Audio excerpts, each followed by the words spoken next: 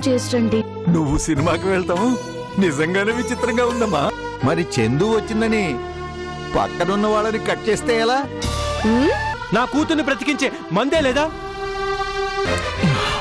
అన్నయ్య, అడ్డమైన వాళ్ళు నన్ను అన్నయ్య అని పిలవక్కర్లేదు.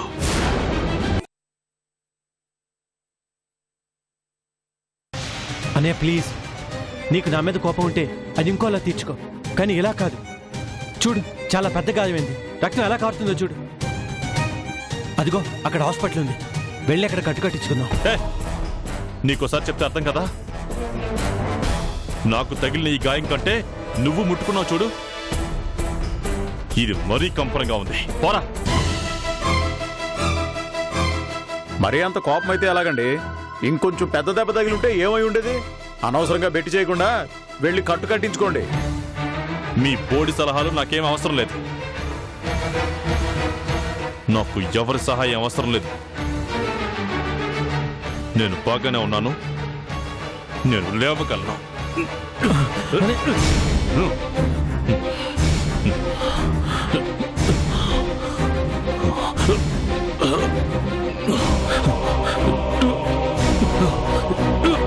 అన్నయ్య వదలరా. అందరి ముందు నువ్వు ఒక దేవుడివి, నేను ఒక రాక్షసుడిని అని ప్రూవ్ చేసావుగా. అది కాదన్నయ్య. Shut up. నా జోలికొస్తే మర్యాదగా ఉండదు, గుర్తుంచుకో.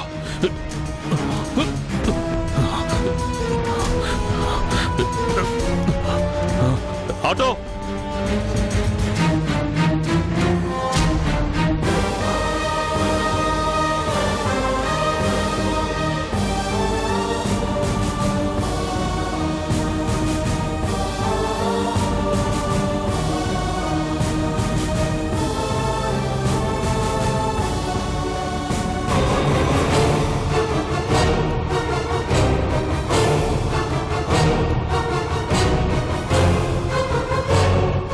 పోనీ.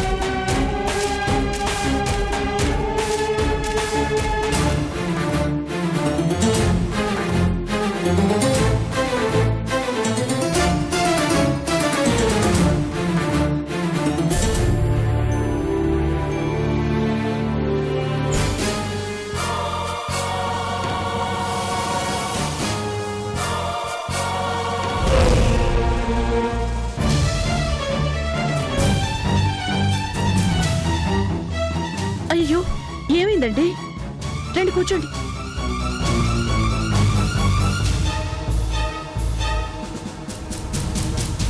కూర్చోండి. ఏది చూడండివ్వండి.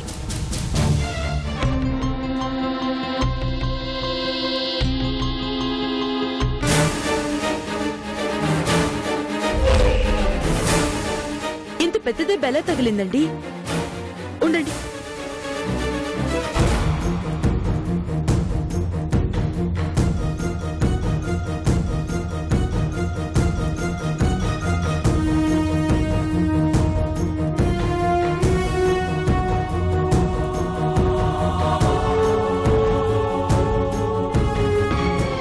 షాప్లో నుంచి వస్తుంటే ఎవడో రాస్కెల్ బైక్ మీద స్పీడ్గా వచ్చి గుద్దాడు.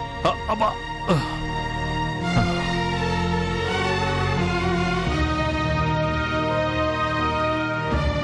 అందుకే కారు నడపలేక అక్కడే వదిలేసి ఆటోలో వచ్చేసాను. ఈ గాయం ఇలా పెట్టుకుని ఇంటికి రాకపోతే ఆ పక్కన ఏదైనా హాస్పిటల్ ఉంటే వెళ్ళొచ్చు కదా. వెళ్దామనే అనుకున్నాను. సరిగ్గా అదే టైంకి మీ మరిదిగా తయారయ్యారు. అక్కడికి ఆయన ఏదో అపర లక్ష్మణులా బిల్డప్ ఇచ్చేశాడు. వాణ్ణి చూడగానే ఈ మంట కంటే ఆ మంట ఎక్కువైపోయింది.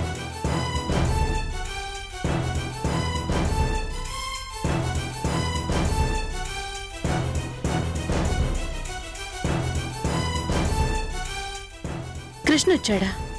ఏం ఏం చేశాడు? ఏం చేస్తాడు? దొరికిన ప్రతి అవకాశాన్ని వాడికి అనుకూలంగా మార్చుకోవాలని చూస్తాడు. వాడి బుద్ధి అంత కదా. కాలి గాయం చూడాలనే వంకతో నా కాళ్ళు పట్టుకోవాలని చూశాడు. తప్పే ఉందండి. తను మీ రక్తం పంచుకు పుట్టిన తమ్ముడు. మీ కాళ్ళు పట్టుకుంటే తప్పేంటి? నాకిష్టం లేని వాళ్ళు నాకు కనిపించినా, నన్ను ముట్టుకున్నా నాకు చిరాకు. అందుకే హాస్పిటల్ కూడా వెళ్లకుండా సరాసరి వచ్చేశాను. తను తప్పు చేశాడన్న ఉద్దేశంతో వచ్చి ఆ రకంగా మీ కాళ్ళు పట్టుకోవాలని కోరుకున్నాడేమో. మీరలా ఎందుకు అనుకోరు? క్షమించొచ్చు కదా. వాణ్ణి క్షమించడమా? అది ఈ జన్మకు జరగదర్చన. చెయ్యవలసినవన్నీ చేసి క్షమించమని కాళ్ళు పట్టుకుంటే సరిపోతుందా? అంత శత్రుత్వం మీ ఇద్దరి మధ్య ఏముంది పెద్దనాన్న?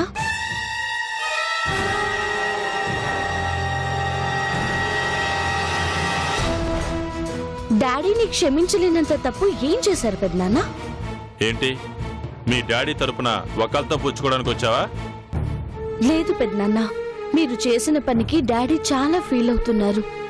కనీసం అన్నయ్య కాళ్ళు పట్టుకునే అర్హత కూడా లేదా అని కన్నీళ్లు పెట్టుకుంటున్నారు. ఇంకా ఏడవని, ఏడవాలి కూడా. నన్ను కాదని వెళ్ళాక వాడికి చివరకు మిగిలేది ఆ ఏడుపే. ఏంటి పెద్దనాన్న ఇది? ఈ పంతాలు పట్టింపులు ఎంతకాలం చెప్పండి? మీకు డాడీ, డాడీకి మీరు తప్ప ఇంకెవరున్నారు? ఎవరికి కష్టం వచ్చినా అది నాకే కదా బాధ. అయినా నువ్వెందుకమ్మా బాధపడతావు? నేను దూరం పెట్టింది మీ నాన్నని కానీ నిన్ను కాదుగా. నువ్వు ఎప్పుడూ నా కూతురువేరా. కనీసం నిన్ను చూసైనా వాడికి బుద్ధి వస్తుందేమో చూద్దాం. తనలో మార్పు వచ్చింది కాబట్టి మీ కాళ్ళు పట్టుకోవాలనుకున్నాడు. కానీ మీరే అర్థం చేసుకోవడం లేదు. నువ్వు నోర్మై. వాడేంటో నాకు బాగా తెలుసు. ఈ రోజు ఏడ్చి కాళ్ళు పట్టుకుంటే కరిగిపోతానా? ఇలా ఎంతకాలం పెద్దనాన్న? బ్రతికినంత కాలం. ఎవరు? నేనా?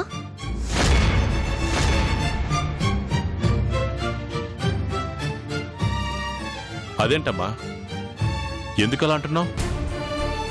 అవును పెద్దనాన్న, బతికినంత కాలం మీరు కలవను అంటుంటే నాకెలా ఉంటుంది?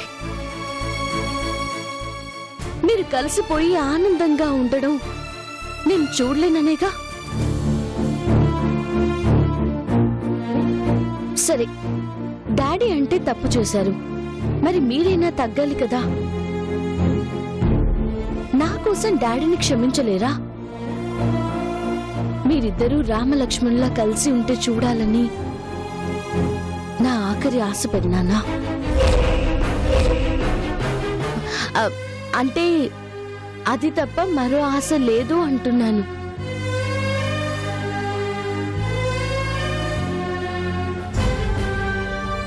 చూడమ్మా, నువ్వు అడిగితే ఏదైనా చేస్తాను.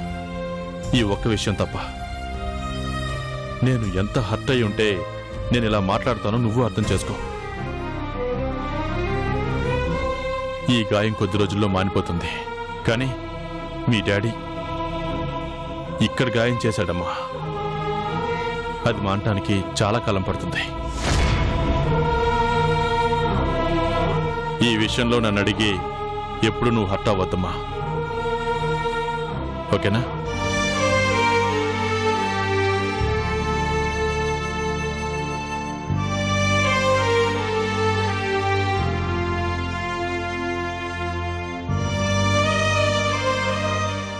ఏంటి పెద్దమ్మా ఇది? గుండెల్లో గాయం మానటానికి చాలా కాలం పడుతుందన్నారు గాని అస్సలు మానదు అనలేదు కదమ్మా. వెయిట్ చేద్దాం. కానీ మన ప్రయత్నాలు మనం చేస్తూనే ఉండాలి. రా, టిఫిన్ చేద్దు గాని.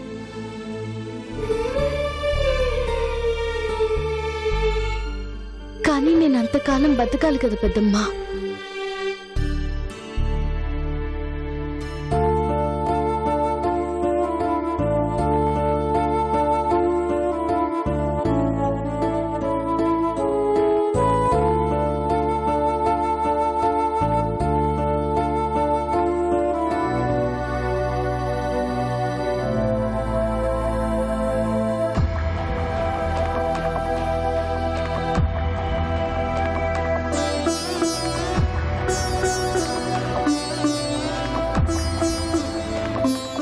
సంతోష్, రా చందు. నీకోసం చాలా సేపటి నుంచి వెయిట్ చేస్తున్నానా. ఇక్కడ వెయిట్ చేసే బదులు డైరెక్ట్ గా ఇంటికి రావచ్చు కదా. ఇంటిగా? ఇంటికో చేంజ్ చేయాలి. మీ డాడీ చేత ఇంకోసారి తిట్లు తినాలా? నీ కళ్ళ ముందే కదా ఇంటికి రావద్దని వార్నింగ్ ఇచ్చారు. అది నీ మీద కోపం కాదులే, నా మీదున్న కోపం. నేను రాజా విషయంలో మాధవిని అనుమానించాను కదా, దానికి కౌంటర్ ఇచ్చారు. ఏది ఏమైనా ఈ టైంలో మీ డాడీ కంట్లో పట్టడం అంత మంచిది కాదు. మనం ఇలా కలవడమే బెటర్. లేదంటే ఫోన్స్ ఉన్నాయి కదా, అది చాలు. ఇంతకీ నేనెందుకు రమ్మన్నానో తెలుసా? ఎందుకు తెలీదు? రాజా మాధవిని కలిపే ప్రాసెస్ ఎంతవరకు వచ్చిందో అడగడం కోసమే కదా. ఇదిగో ఆ పనిలోనే ఉన్నాను. చాలా వరకు సక్సెస్ సాధించినట్లు అనుకో. మీ పెద్దమ్మ చేత కూడా రాజా మాధవిని పెళ్లి చేసుకోవాలని చెప్పించాను. మీ పెద్దమ్మ వెళ్ళి అలా చెప్పిందంటే రాజా మనసులో ఒక ఆలోచన అయితే వస్తుంది, అది గ్యారంటీ. అది చాలు సంతోష్.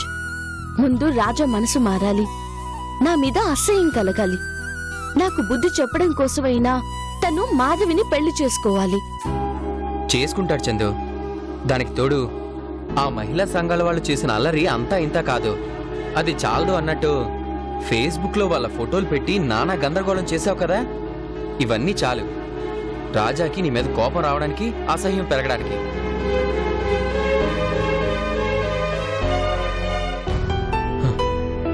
ఒక మనిషి మనసులో ప్రేమ కలగటం కష్టం, కానీ ప్రేమను తుంచేయటం చాలా ఈజీ కదా చందు. కానీ ఎంత ట్రై చేసినా మాధవ్ ఒప్పుకుందా? ఆ విషయంలోనే కొంచెం ప్రాబ్లంగా ఉంది. రాజాకైతే కోపం వచ్చేలా చేయగలిగామా, కానీ మాధవి మనసే మార్చలేకపోతున్నా. ఇంత జరిగితే నన్ను పట్టుకొని ఎందుకు రాజా మనసు మార్చేలా చేస్తున్నావు అంటూ నా మీద అరిచిందే, కానీ ఇప్పటికీ మీ ఇద్దరిని తనకు కలపాలనే ఉంది. నాకు తెలుసు సంతోష్, ఎంతమంది చెప్పినా మాధవి మనసు మారదు. ఎందుకంటే తను చాలా మంచి మనిషి. అలాంటి మనిషి అయితేనే రాజాని బాగా చూసుకుంటుంది సంతోష్. రాజా వల్లే మాధవి జీవితం నాశనమైందని నిరూపించాం కాబట్టి మాధవి నొప్పించే బాధ్యత రాజానే చూసుకుంటాడు. ఇప్పుడు మనం ఆలోచించాల్సింది మా డాడీ గురించి.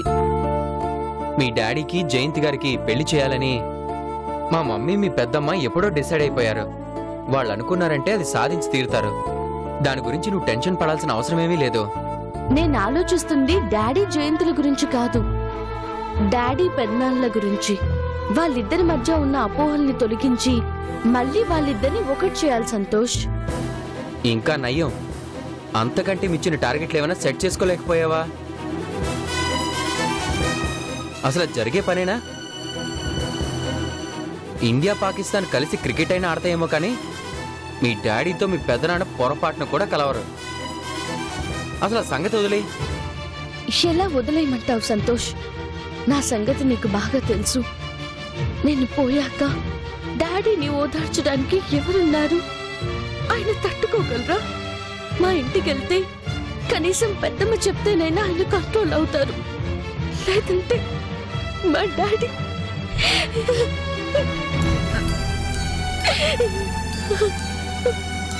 Please Chandu, control your self. నిన్ను బాధ పెట్టడం కోసం నేను చెప్పడం లేదు. మీ డాడీ ఎదురొచ్చి అన్నయ్య అని పలకరించినా మీ పెద్దనాన్న మొహం తిప్పుకొని వెళ్ళిపోతున్నారు. అలాంటి వాళ్ళని ఎలా కలపాలి?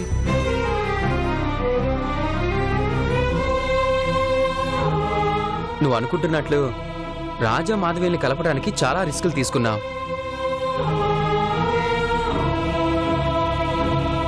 మీ డాడీకి జయంతికి మధ్య ప్రేమ పుట్టించి వాళ్ళ పెళ్లి చేయాలనే ఆలోచన వరకు బాగుంది, కానీ ఇది చాలా కష్టం చందు.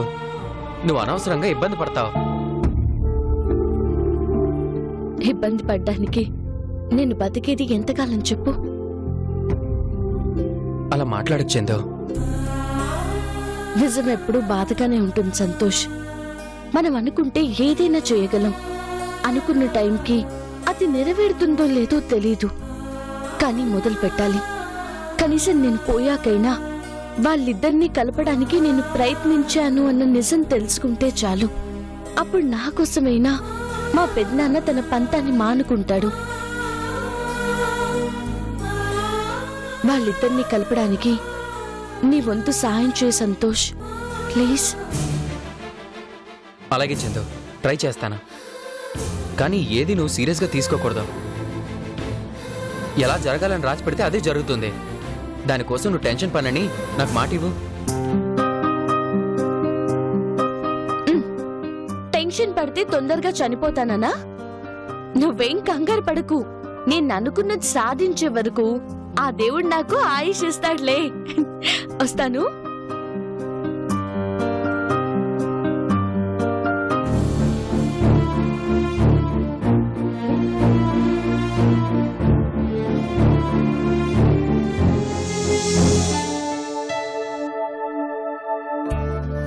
చందు, చందు, నేను ఇక్కడున్నాను మేడం. చందు, ఇక్కడేం చేస్తున్నావు? కిచెన్ లో ఎవరైనా ఏం చేస్తారు? వంట చేస్తారు. ఓ, ఏం వండుతున్నావేంటి? చెన్నై సాంబార్. ఏది చూడండి.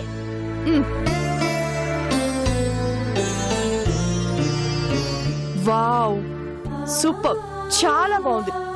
నీకు చీర కట్టుకోవడం వచ్చు, వంట చేయడం వచ్చు. ఇంత చిన్న ఏజ్ లోనే ఇంత మల్టీ టాలెంటెడా? నువ్వు నిజంగా సూపర్ చందు. మరీ అంత పొగిడేయకండి. నాకేదైనా తొందరే.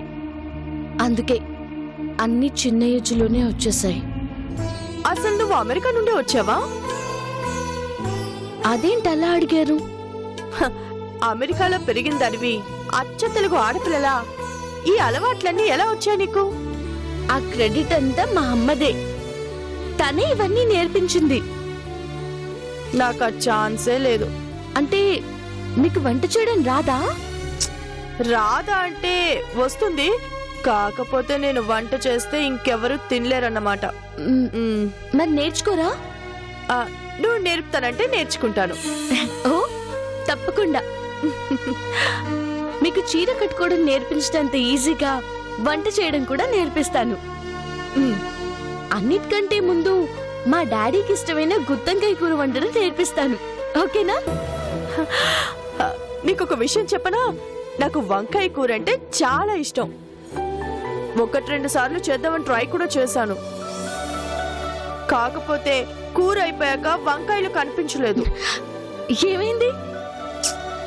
కూరతో పాటు కలిసిపోయి పేస్ట్ గా తయారైపోయింది.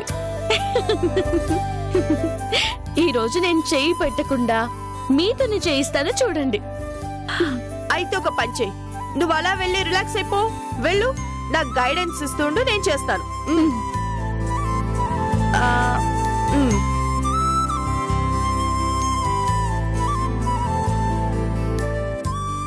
చెప్పు చందు, ఇప్పుడేం చేయాలి?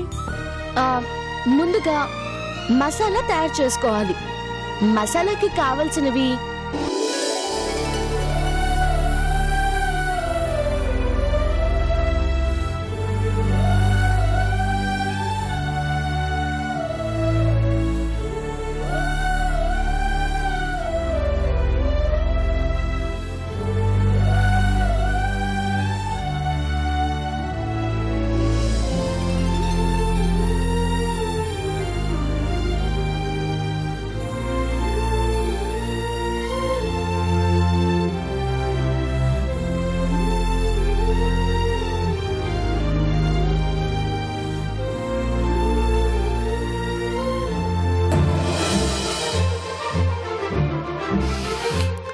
వావ్, వాసన అద్దరిపోయింది చందు.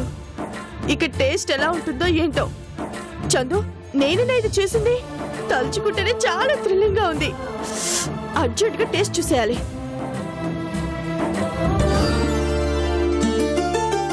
అమ్మా చందు, ఆగండి ఆగండి. టేస్ట్ చేయాల్సింది మీరు కాదు, ఇంకెవరు? నేను చెప్తాను కదా, అది అక్కడ పెట్టండి. పదండి పదండి. చందు, మీరు ఇక్కడ ఉండండి, నేను ఇప్పుడే వస్తాను.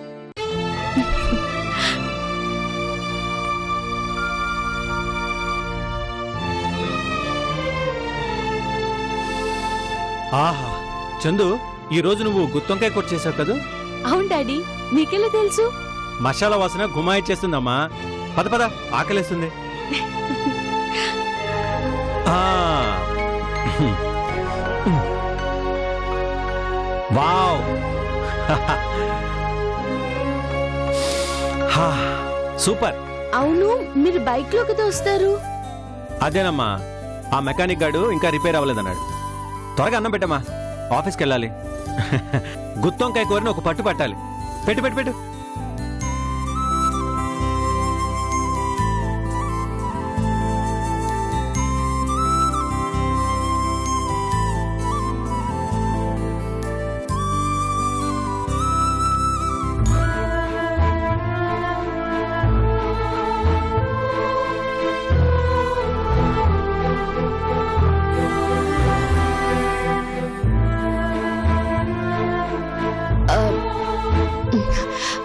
ఏమైంది డాడీ?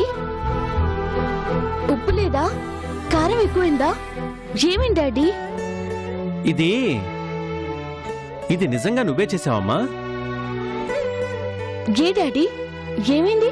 ఆ, ఇది నువ్వు చేసిన కూరలా లేదు, నీ అమ్మ చేసిన కూరలా ఉంది.